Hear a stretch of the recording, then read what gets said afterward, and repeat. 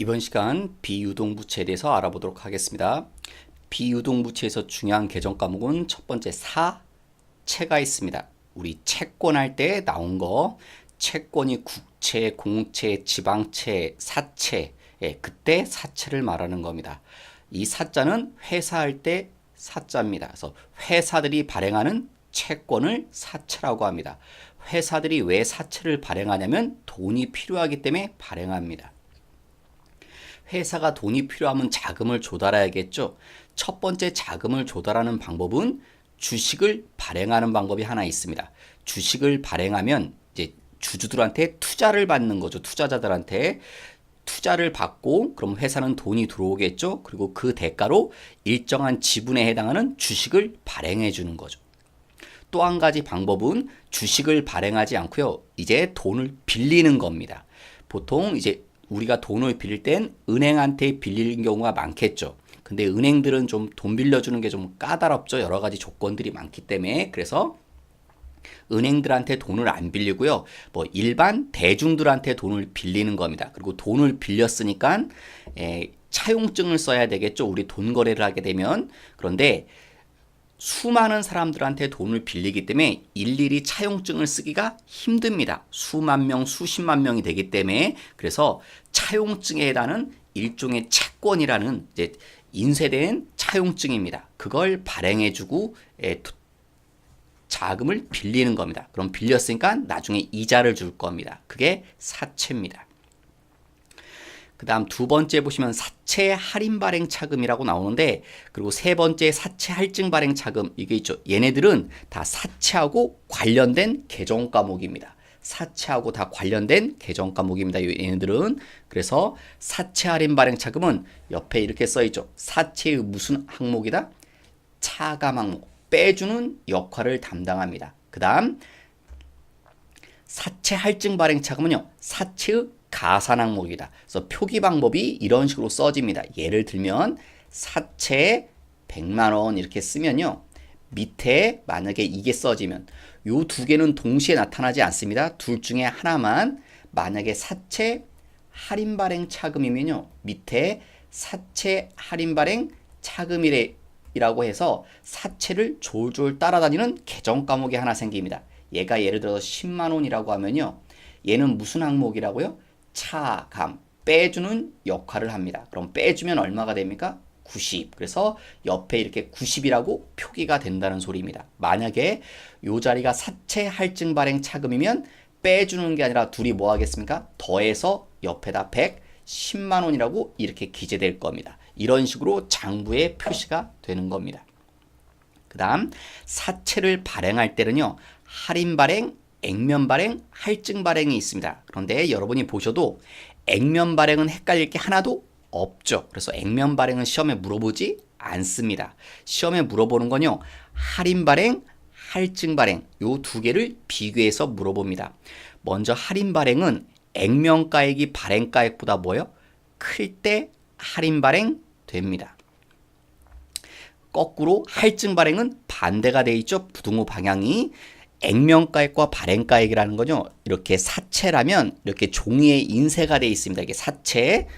그러면 여기에 금액이 써져 있습니다. 예를 들어 10만 원. 그러면 이때 이 금액을 액면가라고 합니다. 인쇄되어 있습니다. 그 다음에 그럼 우리가 10만 원을 빌린다는 뜻입니다. 10만 원을 회사가 빌리고요. 대신 이 사채를 주는 겁니다. 그런데 우리가 10만 원을 빌리면 회사가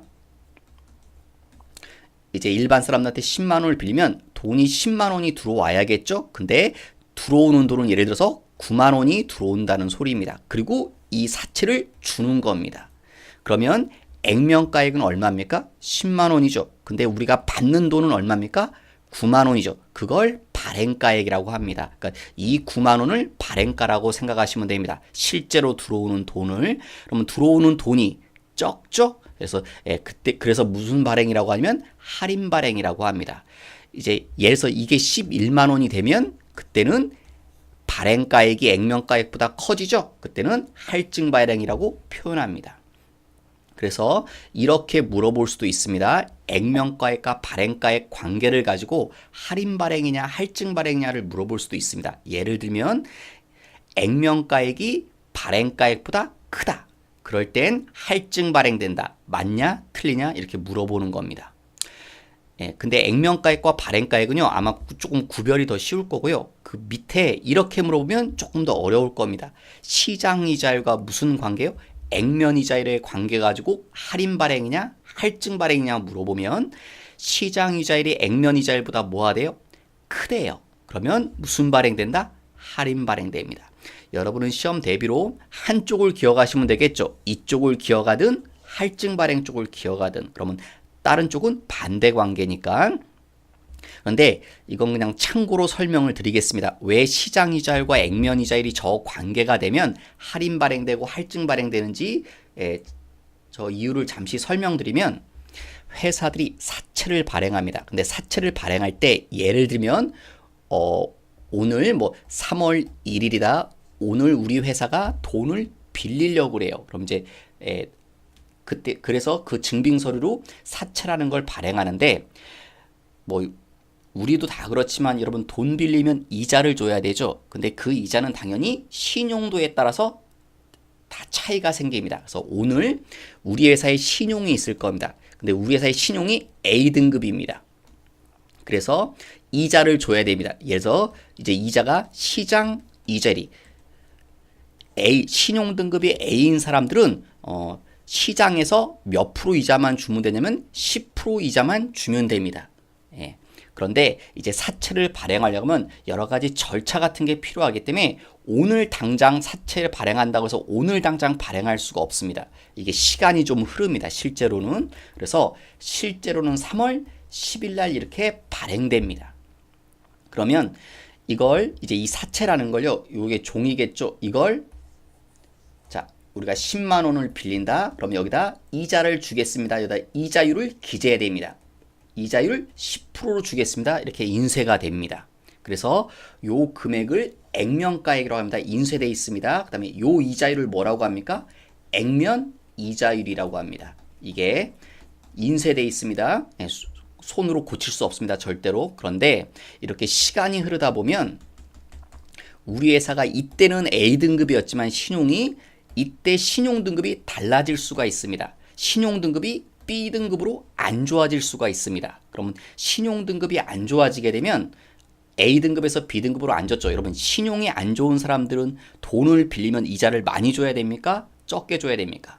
더 많이 줘야 되거든요. 그래서 이제는 이자율을 예를 들어서 15%로 줘야 된다고 이렇게 이자율이 바뀌어 버립니다. 그래서 여러분 뭐 신용이 안 좋은 사람들은 은행에서 돈을 못 빌리죠. 뭐 저축은행으로 가고 저축은행에서도 못 빌리면 뭐 이제 뭐 러시앤캐시 그런 데서도 돈을 빌리잖아요. 그럼 여러분도 다 아시겠지만 그런 데서 돈을 빌리면 일반 시중은행에서 돈을 빌리는 것보다 이자율이 더 높습니다. 이자를 더 많이 줘야 됩니다.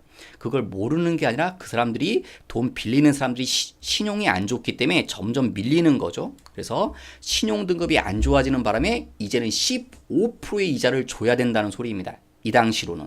그런데 이미 사채는 인쇄가 돼버렸습니다. 10% 주겠다고. 그러니까 돈을 빌릴 수가 없겠죠. 왜? 사람들이 너희는 B등급밖에 안 되는데 왜 10% 이자만 준다고 할 거 아닙니까? 15%를 줘야 되지. 그러면 근데 이미 인쇄는 10% 돼 있기 때문에 저걸 15% 수정할 수가 없습니다. 그래서 나중에 이자를 줄 땐 10%로 주고요. 오늘 차액분이죠. 몇 프로에 해당하는 이자요? 5%에 해당하는 이자를 미리 주는 겁니다. 오늘 주는 겁니다. 미리 이자를 주는 겁니다. 미리 이자를 줘버려요. 그러면 우리 회사 입장에서 회사는 돈을 빌리죠.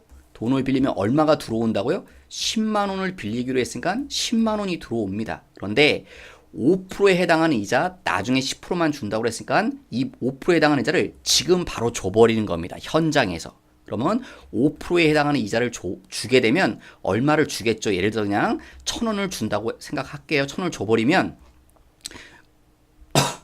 우리는 10만 원이 들어왔다가 1,000원이 나가버리니까 실제로 들어오는 돈은 얼마입니까? 9만 9천 원만 손에 쥐는 거죠. 예. 그래서 10만 원이 안 들어오고 적게 돈이 들어오게 됩니다. 그래서 할인 발행되는 겁니다. 무슨 이자율이 커버리면요? 시장 이자율이 액면 이자율보다 크게 되면 이렇게 들어오는 돈이 회사 입장에선 적은 금액이 돈이 들어오게 됩니다. 그래서 할인 발행이라고 표현하는 겁니다. 그래서 할인 발행되는 이유가 이런 이유들 때문에 할인 발행이 되는 겁니다. 뭐 이유는 참고로 제가 설명을 드린 거고요. 여러분은 이거 뭐 할인 발행이냐 할증 발행량을 좀 구별하실 수 있어야 된다는 거. 그 다음에 이제 사채에서요, 좀 이제 객관식 시험으로 좀 많이 나오는 것 중에 사채의 발행가액이라고 하는 게 있습니다. 사채를 발행할 땐 돈이 듭니다. 뭐 아까 대표적으로 사채 발행하려면요, 저걸 찍어내야 되거든요. 인쇄를 해야 되기 때문에 인쇄업자들한테 맡겨서 그러니까 돈을 줘야겠죠. 인쇄업자들이 그냥 일해주는 게 아니기 때문에. 그러니까 그런 돈이 드는 걸 사채 발행 비용이라고 합니다. 사채 발행 비용이라고 합니다. 이 사채 발행 비용은 옆에 뭐라고 되어 있냐면, 제가 이거 오타가 아닙니다. 비용으로 하는 게 아니라 비용이 아니란 소리입니다. 비용이 아니고 뭐라고 해야 되느냐? 발행가액에서 차감하는 겁니다. 그래서 아까 발행가액이 우리 회사한테 들어오는 돈이라고 그랬죠. 당연히 우리가 사채 발행 비용을 주게 되면, 그죠? 사채 발행 비용을 주면 돈이 나가야 되죠. 그럼 들어오는 돈이 결국 작아지는 셈이 되죠. 그래서 발행가액에서 차감한다, 이렇게 표현해야 맞는 말입니다. 절대 뭐라고 하시면 안 돼요. 비용이라고 하시면 오답입니다. 사채 발행 비용은 비용이 아니라 발행가액에서 차감한다, 그렇게 표현해야 정답입니다. 그 다음 두 번째, 사채 할인 발행 차금이나 할인 발행하게 되면 이런 계정 과목이 생깁니다. 사채 할인 발행 차금이 또 할증 발행을 하게 되면 사채 할증 발행 차금이라는 이름이 나오거든요. 이런 이름들은 상각, 그냥 쉽게요, 없어집니다. 매년 이자 줄 때마다 매년 얼마씩 없어지는 건데, 그러니까 줄어든다고 생각하시면 되는데, 이걸 상각이라고 하는데, 이렇게 상각하실 때 방법이 두 가지 방법이 있습니다. 정액법이 하나 있고요, 유효 이자율법이 있습니다. 그런데 이론적으로는 두 가지 방법이 존재하는데, 정액법은 기업회계 기준에서 인정하는 방법이 아닙니다. 그래서 상각할 땐 유효 이자율법으로 하셔야 됩니다. 그래서 시험에 뭐 상각은 정액법을 이용한다, 그러면 오답입니다. 상각은 유효 이자율법으로 합니다. 그 다음 요 세 번째랑 네 번째는 사실 연결된 건데요. 사채 할증 발행 차금 상각액은 이렇게 감소되는 거, 없어지는 걸 상각액이라고 했죠. 이 상각, 이 금액은요 매년 뭐냐면 증가됩니다. 그러니까 시간이 지날수록 매년 늘어나거든요. 그 다음에 근데 밑에 거 보십시오. 여러분 어감상 사채 할증 발행 차금과 사채 할인 발행 차금은 왠지 반대 느낌이 나잖아요. 그러니까 위에서 사채 할증 발행 차금 상각액은 매년 증가하니까 사채 할인 발행 차금 상각액은 매년 뭐 할 것 같아요? 감소할 것 같습니다. 느낌상. 근데 그게 아니라 역시 증가합니다. 그래서 여러분은 중요한 말이 뭐냐면 요 앞에 말이 중요한 게 아니고요.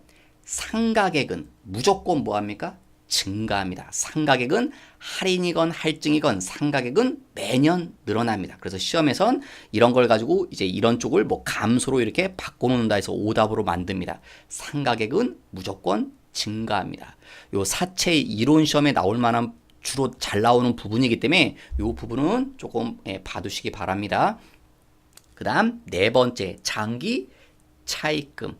장기 차입금은 어렵지 않죠. 이름이 돈을 빌렸는데 길게 빌린 겁니다. 장기 차입금. 그리고 지난 시간에 했지만 이 이름은 나중에 어떤 이름으로 바뀐다고요? 장기 차입금은 때가 되면 이 이름으로 바뀌어야 됩니다. 뭐요? 유동성 장기부채라는 이름으로 언젠가는 바뀔 겁니다. 유동부채 할 때 하셨죠?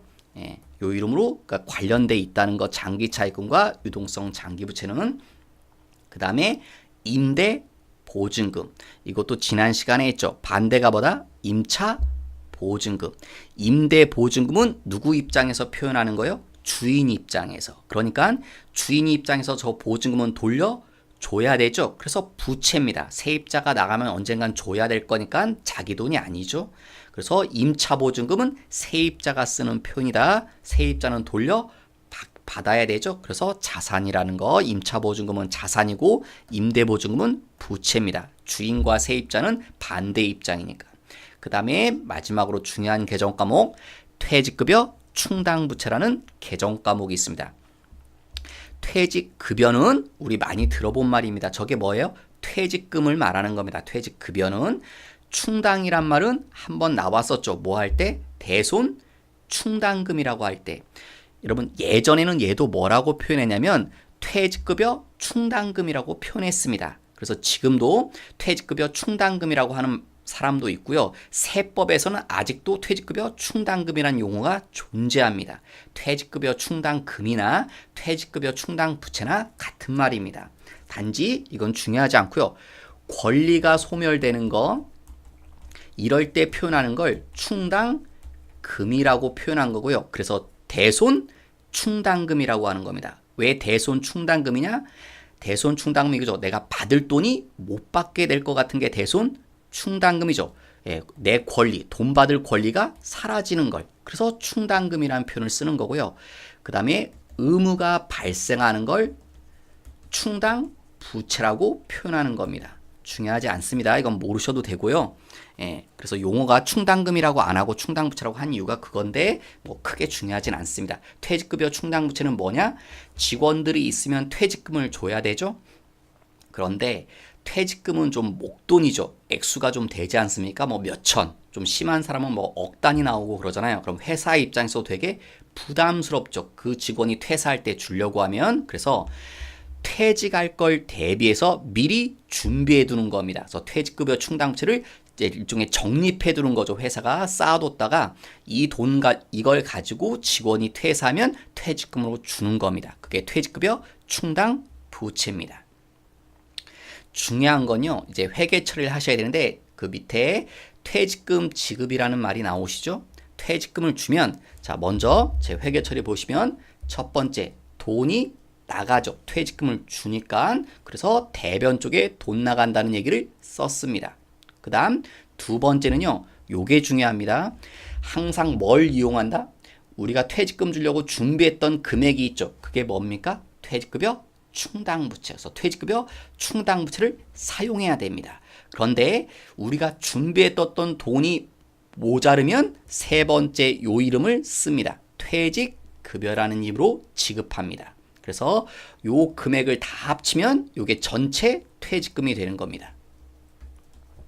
그래서 중요한 건 퇴직급여 충당부채를 먼저 사용하시고 그 다음 퇴직급여라는 거, 그 다음 네 번째는요. 퇴직금 줄 때도 세금 얘기가 있거든요. 그래서 세금을 띄고 줘야 됩니다. 직원들한테 월급 줄 때 세금 떼듯이 똑같습니다. 그래서 그걸 뭐라고 합니까? 예수금이란 이름을 씁니다. 자, 그 밑에 예제 문제를 하나 보겠습니다.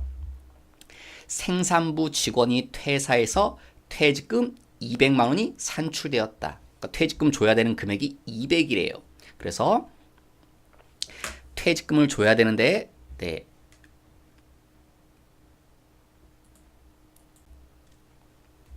퇴직금 200만 원을 줘야 되는데 퇴직금 줄 때 세금 얘기가 있다고 그랬죠. 그래서 지금 퇴직 소득세하고 지방세란 세금이 얼마? 10만 원이 있대요. 세금. 예. 그래서 10만 원 뭐하고요? 10만 원은 세금이니까 띄고 줘야 됩니다. 그리고 이 10만 원은 회사가 잠시 가지고 있다 국가에 대신 납부해야 됩니다. 그래서 직원한테는 200만 원 다 주는 게 아니라 세금 떼고 나머지만 주면 되는 겁니다. 그러면 회계 처리해 볼게요. 먼저 어떻게 해요? 돈이 나가죠. 1번 현금이 지급됩니다. 얼마만 주면 됩니까? 10만 원 빼고 줘야죠. 그래서 190만 원을 줍니다. 그 다음 두 번째 이쪽이 중요한 거라고 그랬죠. 두 번째 자, 뭘 가지고요? 예, 퇴직 급여 충당 부채. 직원들 퇴직금 주려고 준비해 둔 게 있죠. 이 퇴직급여 충당부채를 먼저 사용해야 됩니다. 그런데 퇴직급여 충당부채는 얼마밖에 없나요? 예, 200이 안 되죠. 80만 원밖에 없기 때문에 모아둔 게 80만 원밖에 없대요. 그래서 80만 원만 사용해서 줄 수밖에 없습니다. 그러면 모자르죠? 그러면 세 번째 어떤 이름이요? 퇴직급여라는 이름을 이용해서 얼마면 됩니까? 120. 왜? 우리가 줘야 되는 통퇴직금은 200이죠. 그래서 이 금액이 200이 나와야 됩니다. 그러면 대차가 지금 맞지 않죠? 네, 이쪽에 대변 쪽에 10만 원이 모자릅니다. 지금. 그래서 4번 10만 원. 이 10만 원은 뭡니까? 퇴직금 줄 때 세금 뗀다고 그랬죠. 예, 이걸 뭐라고 한다고요? 예수금. 그래서 회계 처리가 이런 식으로 될 겁니다. 그 다음, 자, 이제 요즘에 시험에 많이 나오는 얘기가 뭐냐면 퇴직연금 얘기가 시험에 많이 언급됩니다. 퇴직연금 얘기가 시험에 많이 언급되는 이유는 뭐냐면 지금 이제 뭐 스토리가 있는데 퇴직급여 충당부채라는 게 금방 위에서 언급했잖아요. 직원들 퇴직금 주려고 회사가 적립하는 거. 그런데 퇴직급여 충당부채는 실제로 돈이 아니라요. 그냥 종이에다가 쓰는 겁니다. 그래서 예서 회사가 장부에 퇴직급여 충당부채 1억. 그러니까 퇴직금 주려고 1억을 준비해뒀다고 이렇게 장부에 써 있어요. 그래서 막상 직원이 퇴사해요. 그래서 직원이 퇴사하는데 퇴직금 줘야 되잖아요. 그래서 직원이 퇴직금 달라고 하는데 회사가 뭐라고 해요? 돈이 없다고 얘기해요. 그러면 직원이 얘기하겠죠. 장부에 써 있잖아. 퇴직금 주려고 1억이라 이렇게 쌓아뒀는데 왜 퇴직금이 없다고 얘기하냐? 이건 종이 위에 그냥 써 있는 것 숫자일 뿐입니다. 실제로 돈이 적립돼 있지 않습니다. 그래서 이 퇴직급여 충당부채가 이런 게 문제죠. 준비해둬야 되는데 그냥 종이 위에다만 써놓고 실제로 돈을 적립을 안 합니다. 그래서 이제 국가에서 요즘은 다 강제로 하죠. 퇴직연금이라는 제도를 도입한 겁니다. 이건 실제로 외부 기관, 뭐 금융기관이죠. 은행이라든가 뭐 증권회사에 퇴직연금이라고 적립해 두는 겁니다. 이걸 퇴사하면 퇴직금으로 줘야 됩니다. 퇴직연금은요, 그냥 시험적으로는 딱 두 가지가 교대로 나옵니다. 확정급여형 DB형이라고 하고요. 확정기여형 DC형이라고 얘기합니다. 여러분도 직장 다니시면 아마 퇴직연금에 가입된 분들이 많을 거기 때문에 아마 저 두 가지 형태 중에 하나로 가입돼 있을 겁니다. 그러면 확정급여형이라고 하면 요 계정 과목이 짝 지어져야 됩니다. 퇴직연금, 운용자산. 확정기여형이라고 하면 퇴직급여라는 이름을 쓰셔야 됩니다. 이거 시험에 잘 나옵니다. 퇴직연금은 요즘. 예, 그래서 교대로 확정급여형이라고 나왔다가 그 다음 시험에는 확정기여형 교대로 잘 나오기 때문에 반드시 알고 계셔야 됩니다.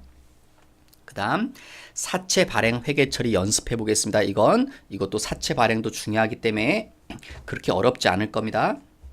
첫 번째, 사채를 발행하면요, 무조건 1번 대변에 사채를 기재합니다. 그리고 기재할 때는요, 반드시 이 금액으로 씁니다. 무슨 금액으로요? 액면가. 이게 1번이고요. 그 다음 두 번째, 사채를 발행하는 게 돈을 빌리는 거라고 그랬죠. 그래서 돈이 들어옵니다. 회사로. 그런데 얼마의 돈이 들어오냐면 발행가를 받는 겁니다.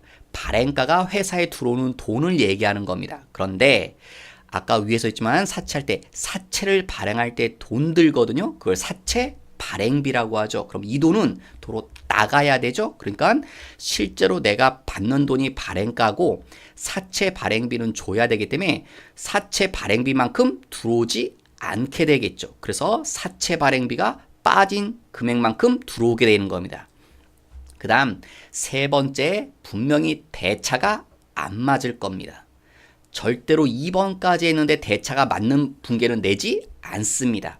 왜? 그러면 액면 발행이 되는데 액면 발행은 시험에 절대 안 내요, 여러분. 너무 쉬워서. 그래서 분명히 대차가 안 맞을 텐데 만약에 차변 쪽에 숫자가 모자르면 차변 쪽에 숫자를 써주면 됩니다.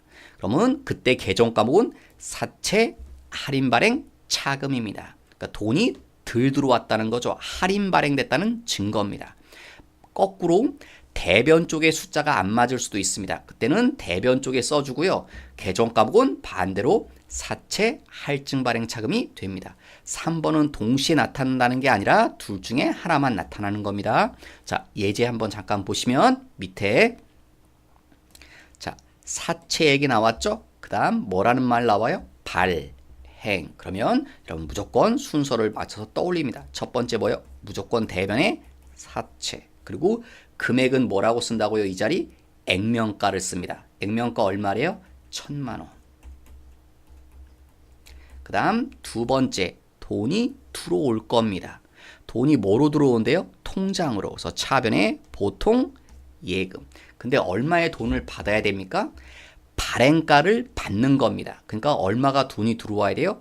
900만 원이 들어와야 됩니다. 이 자리에. 그런데 여기 발행 수수료, 이게 발행비거든요. 이 돈을 뭐 하고요?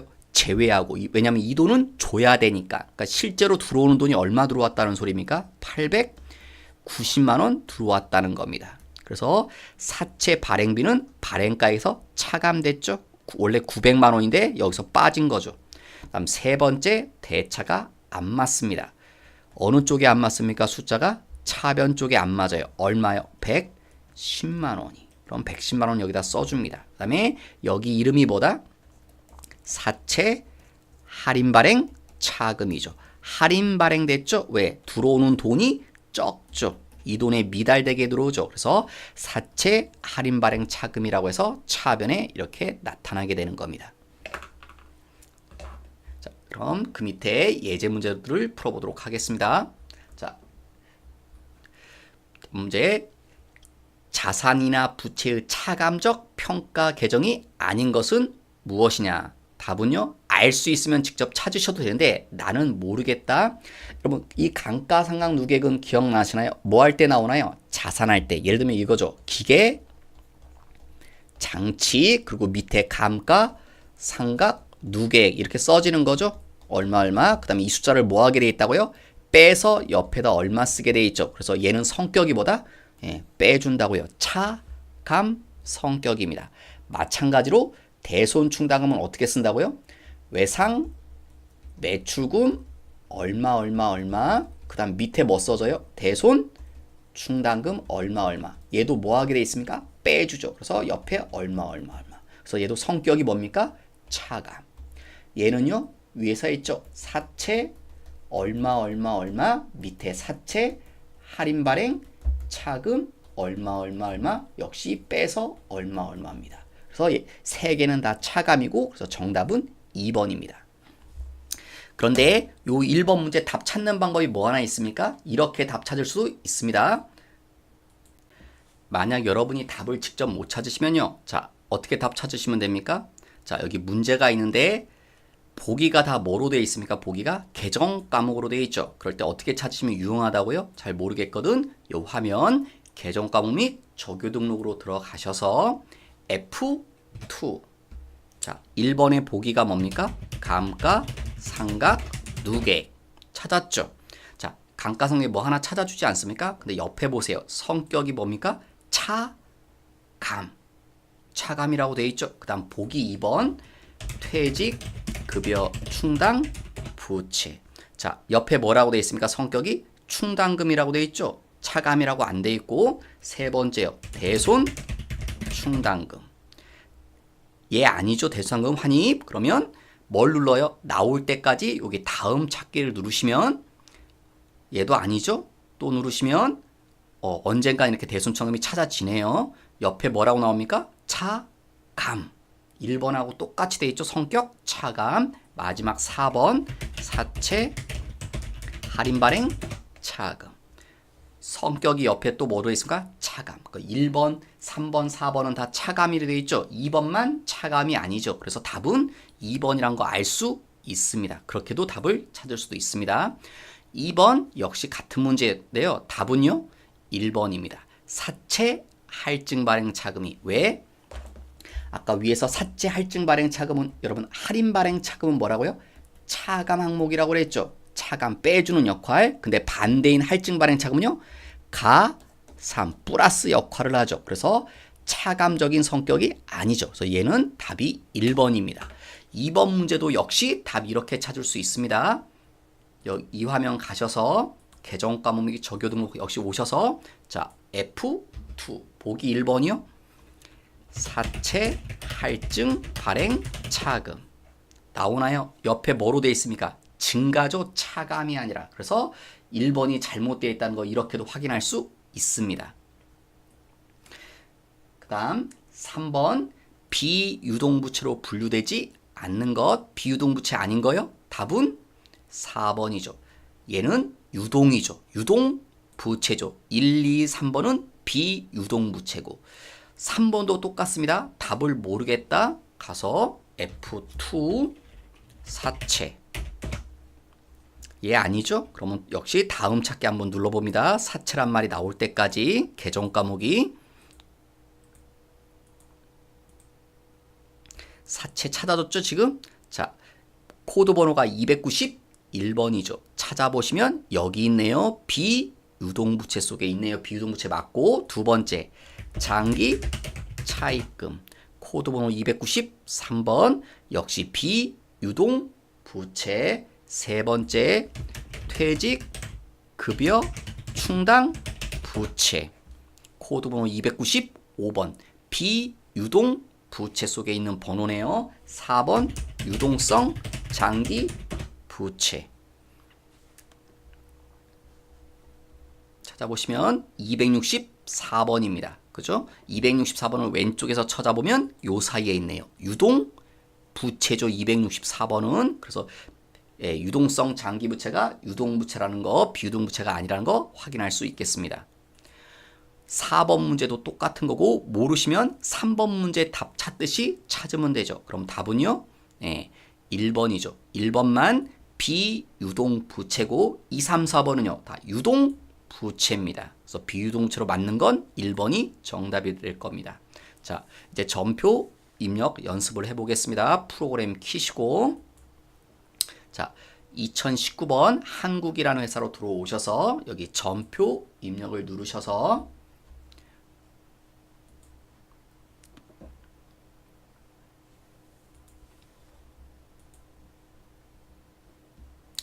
자, 몇 월 달로 들어오세요? 5월로 들어오시고 날짜요? 1번 20일. 자, 무슨 얘기 나옵니까? 문제 보면 퇴직연금 얘기가 나오죠? 퇴직연금 얘기가 써 있습니다. 퇴직연금. 그러면 항상 뭐 해야 돼요? 네, 확정급여형인지 기여형인지 이걸 찾아야죠. 확정 기여형이죠. 그러면 무슨 이름이 짝지어져야 돼요? 확정 기여형은 퇴직급여라는 이름을 써야 되죠. 확정 급여형일 땐 퇴직연금 운용 자산이고 다시 돌아가셔서 자, 일단 돈 얘기가 나왔죠. 두 번째 줄에 당좌 수표를 발행해서 예치하다. 금융기관에 삼성생명보험에 줬다는 소리죠. 그게 예치니까 그럼 준 거니까 대변. 당좌 수표를 발행하면 대변이 당좌 예금. 얼마를 줬다고요? 70. 차변에 이 돈 왜 준 겁니까? 퇴직연금, 직원들 퇴직금을 맡겨둔 거죠. 그런데 무슨 형이라고요? 기여형. 그때 쓰는 이름이 뭐다? 퇴직급여. 퇴직급여죠. 예. 퇴직급여. 요 이름을 써야 됩니다. 퇴직급여. 그런데 퇴직급여 이름이 여러 개 있죠. 첫째 줄에 뭐라는 표현 나옵니까? 영업부 직원들. 그래서 영업부란 표현 나왔으니까 몇 번 써야 됩니까? 800번 때 퇴직급여라는 이름을 써야 되죠. 그죠? 자, 이러면 되는데 근데 두 번째 줄에 하나가 있네요. 뭐요? 1%는 보험회사의 사업비다. 그러니까 70만 원을 보험회사에 줬지만 그 70만 원이 다 퇴직금을 맡겨둔 게 아니라는 소리예요. 1%는 일종의 수수료 같은 거라서 보험회사도 먹고 살아야 되잖아요. 그러니까 보험회사가 1%는 같습니다. 그러니까 우리가 1%에 해당하는 금액은 얼마입니까? 70만 원의 1%면 7천 원이죠. 그래서 우리가 퇴직연금에 낸 돈은 실제로는 69만 3천 원인 겁니다. 1%에 해당하는 금액 7천 원은 보험회사한테 돈 준 겁니다. 왜 준 거예요? 보험회사한테 무슨 명목으로요? 수수료로 주는 겁니다. 보험회사가 수수료 먹고 사는 거거든요. 그래서 이 수수료는 제조하고는 상관이 없죠. 그래서 831번 수수료 비용 이렇게 될 겁니다. 만약에 이게 확정 퇴직 기여형이었죠. 확정 급여형이었으면 뭐라고 합니까? 퇴직연금 운용 자산이라고 해야 되죠. 확정 기여형이었으니까 퇴직급여란 이름을 쓰신 거고 그 다음 2번 5월 21일 통장에서 지급했다. 대변의 보통 예금 1,000만 원. 차변은요. 퇴직연금이라는 말이 있죠. 그러면 두 가지 이름 떠올리셔야죠. 퇴직연금 운용 자산이냐 퇴직급여냐. 그런데 무슨 형이요? 확정급여형. 그럴 때는 무슨 이름 쓴다? 퇴직연금 운용 자산. 1번에서는 기여형이었죠. 그래서 퇴직급여라는 이름을 쓴 거고 지금은 확정 급여형이니까 퇴직연금 운용자산이라는 이름을 쓴 거죠. 그 다음 3번 사채 얘기가 써있네요. 23일자 사채란 말이 나오고 뒤에 이런 말이 나오죠. 발행. 그러면 무조건 어떻게 한다고요? 대변에 고민하시면 안 됩니다. 대변에 사채. 이게 1번. 금액은 뭐로 쓴다? 액면가 600원. 600만 원. 그 다음 두 번째. 돈이 들어올 거다. 차변에. 돈이 어떻게 들어옵니까? 통장으로. 통장으로 돈이 얼마 들어와야 됩니까? 580만 원이 들어오죠.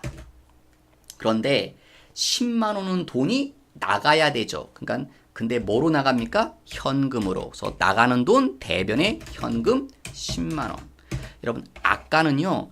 아까 문제에서 풀 때는 그러니까 실제로 들어오는 돈은 얼마입니까? 570만 원이 돈이 들어오겠죠. 580이 들어왔다가 10만 원이 나가니까 그래서 여기다 570 쓰면 안 됩니까? 이 경우는 안 되죠. 왜냐면 돈 지불 수단 이름이 서로 다르기 때문에 그러니까 통장에서 10만 원이 나갔으면 대변을 쓸 필요 없고 차변에 그냥 570 쓰면 되죠. 통장으로 580이 들어왔다 그냥 통장에서 10만 원 나가면 그냥 통장으로 570만 원 들어온 셈이니까. 근데 통장으로 580 들어오고 현금으로 10만 원 나가니까 이때는 계정 과목이 다르니까 돈 얘기는 차변 대변 다 써줘야 됩니다. 계정 과목이 서로 틀리기 때문에 지금은. 그 다음 분명히 대차가 안 맞을 겁니다. 돈 얘기까지 다 하고 나시면 이렇게 빨간색 떠서 안 맞습니다. 어느 쪽에 안 맞나 보세요. 차변 쪽에 안 맞죠. 그럼 차변 쪽을 맞춰줍니다. 뭐라고요? 차변 쪽이니까 뭐라고 하셔야 됩니까? 사채, 할인 발행, 차금이죠. 대변이었으면 사채, 할증 발행, 차금이었을 거고. 그 다음 25일자 임대차 계약을 맺고 보증금 1억을 통장으로 받았다. 그러니까 차변이 뭡니까? 보통 예금 1억을 받았죠. 대변에 돈 왜 받았대요? 보증금 받았대요. 창고 빌려주기로 하고 그러면 이건 보증금이죠. 그런데 뭐라고 해야 됩니까? 보증금인데요. 자, 우린 시험에 나오는 건 두 개밖에 안 나옵니다. 이 중에서 임차보증금 아니면 임대보증금. 자, 우리는 임차보증금이니까 임대보증금입니까? 우리가 지금 주인 입장이죠. 그래서 임대보증금이라고 표현하셔야 됩니다. 임차보증금이 아니라. 그 다음에 보증금에는 항상 거래처 강남이죠. 보증금 거래처 꼭 거셔야 됩니다. 그 다음 27일자 퇴직금 주는 얘기가 나오죠. 돈 줬다는 얘기 일단 나오네요. 대변의 현금 얼마를 주면 됩니까? 지금 줘야 되는 돈은 2천만 원이죠. 퇴직금 2천입니다. 그런데 소득세, 지방소득세, 세금은 띄고 줘야 되죠. 그러니까 저 돈은 주면 안 될 겁니다. 얼마를 빼야 됩니까? 55만 원은 빼고 줘야 됩니다. 그럼 얼마를 주면 됩니까? 실제로 나가는 돈은 1945만 원이 지출될 겁니다. 그 다음 차변에 돈이 나갔으면 이유가 있죠, 여러분. 돈이 왜 나간 겁니까? 퇴직금 주려고 나갔죠. 자, 퇴직금 주면 1번 뭐부터 이용한다? 퇴직급여 충당 부채. 그래서 퇴직급여 충당 부채. 그런데 마지막에 퇴직급여 충당 부채는 얼마밖에 없어요? 700, 2천이 안 되죠. 그러면 모자르죠, 퇴직금에. 그러면 그 다음 써야 되는 이름 뭐다? 퇴직급여. 그런데 무슨 직원이 퇴사한 거예요? 생산부 직원이. 그래서 몇 번 코드 써야 돼요? 500번 퇴직급여. 자, 여기는 1245가 아니죠. 왜? 요 두 숫자 합쳐서 얼마가 돼야 돼요? 퇴직금이 돼야 돼요. 퇴직금이 2천이니까 이렇게 하면 2천만 원이 안 되죠. 그래서 요 자리가 얼마가 됩니까? 1300. 그래서 이렇게 합쳐서 2천 돼야 됩니다. 대차가 안 맞죠. 대변 쪽이 모자르실 겁니다. 자, 왜 모자라요? 55만 원 세금 때문에 퇴직금 줄 때 세금 뗀다고 그랬죠. 그걸 뭐라고 한다? 예, 수금. 예, 그래서 그러면 대차가 다 맞으시겠죠. 분계 순서 잘 떠올리시면서 그러니까 자꾸 반복해서 연습을 하십시오. 이번 시간 여기서 마치도록 하겠습니다.